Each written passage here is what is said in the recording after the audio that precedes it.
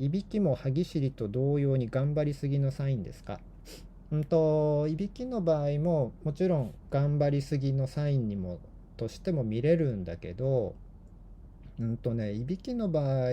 僕が見てる感じだと、緩め方の問題が影響していびきになってることが多いかなと思います。なので、イメージとしてね、歯ぎしりするぐらいギューって固まるじゃないですか。僕らの体は欲求としてこの強烈な緊張を緩めたくて、強烈に緩めてくれる性質を持っているものが欲しくなるんです。その時に、世の中的によく緩めるものとして取られるものが甘いものとアルコールなわけで、この子たちね、緩むんだけど体むくむんですよ。そういう性質があるから、ちょっと細かい説明しないけど、そういうもんだと思ってください。むくむの。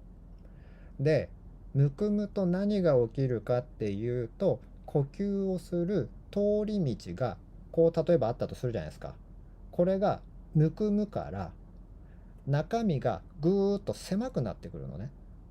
で、ジメジメして通り道が狭くなっているせいで、呼吸の時の通り道が狭いから、それで音が鳴るっていうイメージがいびきだと思ってほしいんです。なので、いびきが気になるのであれば、その辺、まず甘いもの、アルコール、普段から多くないと、小麦も入れといていいかな。むくませるようなものを多く取ってないっていうのを見ていただいて、で、日によっていびきの強さ、大きさ違うと思うんですけど、もしね、甘いものいっぱい食べた日の方がいびきがね、アルコール多い方がねっていうのであれば、その影響だと思っててください。